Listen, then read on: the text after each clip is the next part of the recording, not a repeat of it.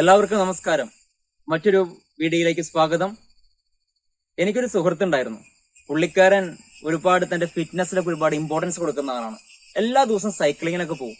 ഇപ്പൊ സൈക്ലിങ്ങിന് പോകുമ്പോൾ അദ്ദേഹം എല്ലാ ദിവസവും ഒരു ടാർഗറ്റ് ഒക്കെ വെക്കാറുണ്ട്. അങ്ങനെ പതിവ് പോലെ അദ്ദേഹത്തിന്റെ അലാം ബെല്ലടിച്ചു. അതിരാവിലെ 5 മണിക്ക് അദ്ദേഹം എഴുന്നേറ്റു.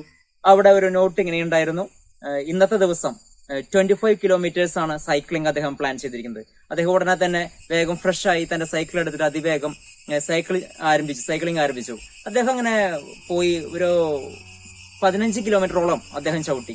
ഏകദേശം 15 കിലോമീറ്റർ കഴിഞ്ഞപ്പോൾ അദ്ദേഹം കണ്ട മറ്റൊരു കാഴ്ച, അത് ഒരു 500 മീറ്റർ അപ്പുറത്ത്, ഒരു 1/2 കിലോമീറ്റർ അപ്പുറത്തായിട്ട് മറ്റൊരാളിങ്ങനെ സൈക്ലിംഗ് നടത്തിക്കൊണ്ടിരിക്കുകയാണ്. ഉടനെ അദ്ദേഹത്തിന്റെ ഉള്ളിലത്തെ ആ വാശി ഉണർന്നു. അദ്ദേഹം ആ 1/2 കിലോമീറ്റർ അപ്പുറത്ത് സൈക്ലിംഗ് നടത്തിക്കൊണ്ടിരിക്കുന്ന ആ മനുഷ്യനെ ലക്ഷ്യമാക്കി എക്സ്ട്രാ ഒരു എഫേർട്ട് എടുത്തിട്ട് അതിവേഗത്തിൽ ചവിട്ടാൻ തുടങ്ങി. അങ്ങനെ അധികം സമയം വൈകാതെ തന്നെ അദ്ദേഹം അയാളെ കവർ ചെയ്തു. അദ്ദേഹത്തിനുള്ള വല്ലാത്തൊരു ആനന്ദമുണ്ടായി. അയാളെ തോൽപ്പിക്കാൻ കഴിഞ്ഞല്ലോ എന്നുള്ളത്. പക്ഷെ എങ്കിൽ അദ്ദേഹം വിട്ടില്ല. അയാളെക്കാൾ ഒരുപാട് ലീഡ് നേടണം എന്ന ആഗ്രഹത്താൽ ഇവൻ എന്ത് ചെയ്തു? പുള്ളിക്കാരൻ വീണ്ടും ആഞ്ഞു ചവിട്ടി ഒരു എക്സ്ട്രാ എഫേർട്ട് എടുക്കുന്നത് എന്ന് പറഞ്ഞാൽ ഏകദേശം 1.5 കിലോമീറ്ററോളം ലീഡ് പിടിച്ച് അദ്ദേഹം അതിവേഗത്തിൽ പാഞ്ഞുകൊണ്ടിരിക്കുകയാണ്. സത്യം പറഞ്ഞ അപ്പുറത്ത് സൈക്കിൾ ചവിട്ടുന്ന മറ്റൊരാളുണ്ടായിരുന്നു. പുള്ളിക്കാരൻ പോലും അറിയുന്നില്ല അവിടെ ഒരു സൈക്ലിംഗ് കോമ്പറ്റീഷൻ തന്നെ നടക്കുന്നുണ്ട്, ഒരു റേസ് നടക്കുന്ന കാര്യം അദ്ദേഹം തന്നെ അറിഞ്ഞിട്ടില്ല. എന്താവട്ടെ, ഇദ്ദേഹം വീണ്ടും ഉള്ളിൽ പറഞ്ഞുകൊണ്ട് പോവാണ്: അതെ, ഞാൻ ജയിച്ചിരിക്കുന്നു, ഞാൻ വലിയൊരു ലീഡ് നേടിയിരിക്കുന്നു എന്ന ഒരൊറ്റ സന്തോഷത്തോടു കൂടി ഇവൻ അതിവേഗത്തിൽ പാഞ്ഞുകൊണ്ടിരിക്കുക. പെട്ടെന്നാണ് അവൻ സഡൻ ബ്രേക്ക് പിടിച്ചത്.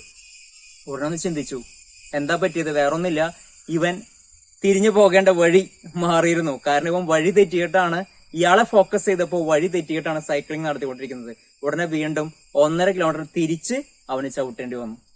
പലപ്പോഴൊക്കെ നമുക്ക് സംഭവിക്കുന്ന ഒരു കാര്യമാണ്. നമ്മൾ പലപ്പോഴും ഫോക്കസ് ചെയ്യുന്നത് ആരെയാണ്? എനിക്ക് എന്റേതായ ലക്ഷ്യങ്ങളുണ്ട്, എനിക്ക് എന്റേതായ ഒരു വഴിയുണ്ട്.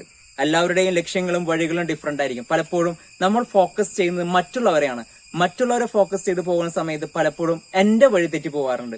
ചിലപ്പോൾ നമ്മുടെ കൂട്ടുകാരനെ ആകാം, അല്ലെങ്കിൽ നമ്മുടെ കൂടെ വർക്ക് ചെയ്യുന്ന ഒരു കോവർക്കർ, നമ്മുടെ കമ്പനിയിൽ വർക്ക് ചെയ്യുന്ന ഒരാളെ, അവന്റെ വളർച്ച അല്ലെങ്കിൽ അവന്റെ വഴി കണ്ട് നമ്മൾ അസൂയമൊത്ത് അവന്റെ പിന്നാലെ പോയാൽ നമ്മുടെ വഴി തെറ്റും.